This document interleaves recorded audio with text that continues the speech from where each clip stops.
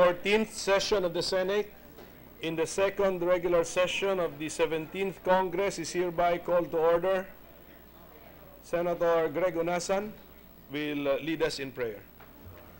Thank you, Mr. President.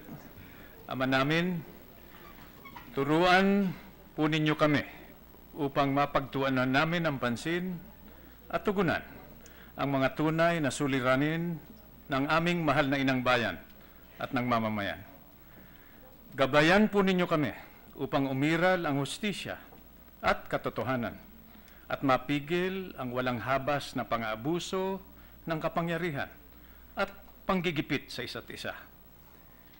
Ilayo ninyo kami sa landas ng puot at galit at tukso ng paghihiganti na magdudulot lamang ng mas malalalim na uri ng karahasan, pagkawatak-watak at kahirapan.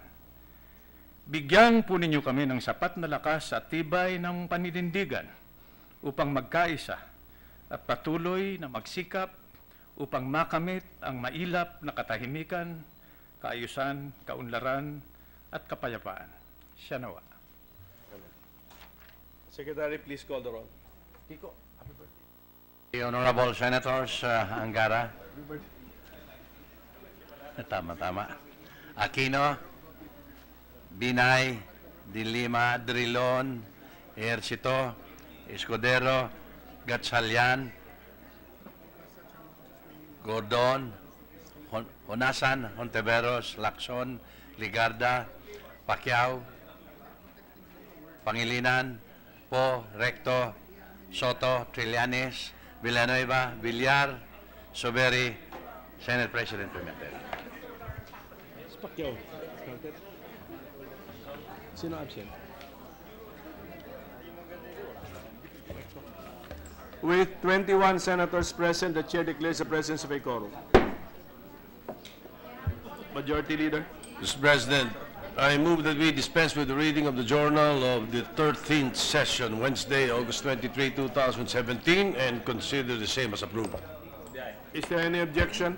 There being none, the motion is approved.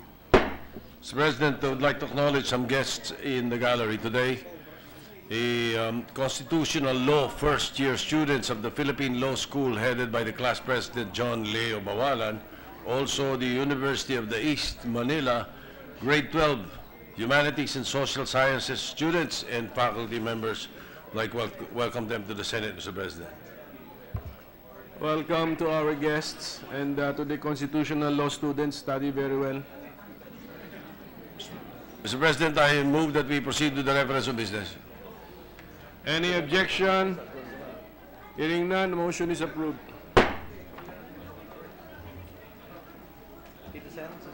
Reference of business, please, Mr. Secretary. Messages of the President of the Philippines. Letters of President Rodrigo Roa Duterte dated 10 August 2017 submitting for the Senate's consideration and concurrence the following. Protocol of 1978 relating to the International Convention for the Safety of Life at Sea, 1974 SOLAS Protocol 78, which was adopted on 17 February 1978, agreement to promote compliance with international conservation and management measures by fishing vessels on the high seas, which was signed on 24 November 1993, and agreement on port state measures to prevent, deter, and eliminate illegal, unreported, and unregulated fishing, which was signed on 22 November 2009. Referred to the Committee on Foreign Relations. Bills on first reading.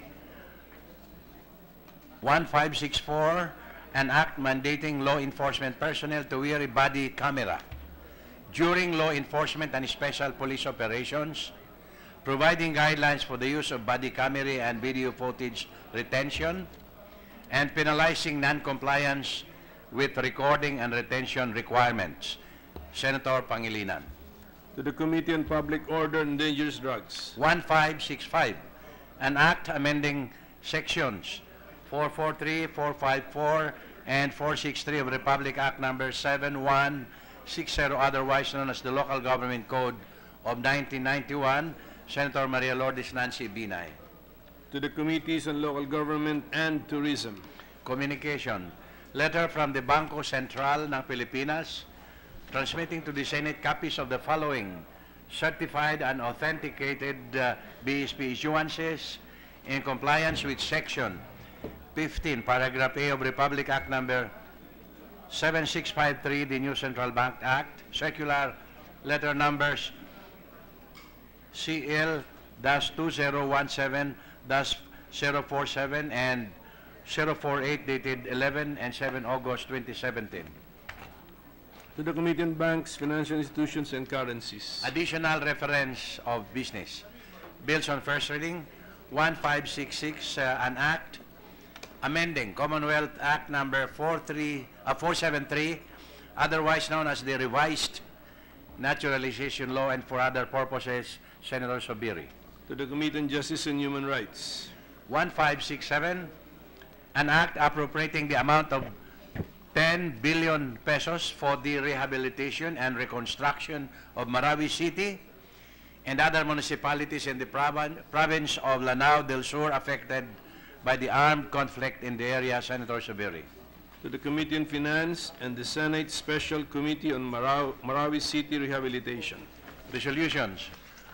474, resolution directing the Committee on Ways and Means to conduct an inquiry in aid of legislation on the possible violations in Republic Act number 10863 or the Customs Modernization and Tariff Act of the Philippines in connection to the present controversy involving several personalities under the Bureau of Customs. Senator Trillanes IV. To the Committees on Accountability of Public Officers and Investigations and Ways and Means. 475, resolution directing the appropriate Senate committee to conduct an inquiry in aid of legislation into the alarming rise of human immunodeficiency virus, HIV, and acquired immune deficiency syndrome, AIDS, incidents among Filipino youth, with the end in view of intensifying public awareness and strengthening Republic Act number 8504, otherwise known as the Philippine AIDS Prevention and Control Act of 1998, Senator Laila de Lima. To the Committees on Health and Demography and Education, Arts and Culture. 476, resolution directing the appropriate Senate committee to conduct an inquiry in aid of legislation into the Department of Interior and Local Government plan to mark homes with drug-free stickers and to install drop boxes as a new anti-illegal drugs strategy, Senator Laila de Lima. To the Committees on Justice and Human Rights and Local Government. Majority Leader. Mr. President, I'd like to also welcome Mayor Ferdinand Estrella of Baliwag, guest of Senator Gatchalian. And because Is Herbert Bautista still mayor? Pardon? Is Herbert Bautista still mayor of Quezon City? Mayor Bautista, Are we yes. not welcoming him? Yes, also we'd like to welcome Mayor Herbert Bautista of Quezon City. So welcome to the local chief executives who are here. Mr. President, the President has called for a Legislative Executive Development Advisory Council meeting, and therefore I move to adjourn the session until 3 o'clock in the afternoon of Wednesday, August 30, 2017. Is there any objection? There being none, session is adjourned until 3 o'clock in the afternoon of Wednesday, August 30, 2017.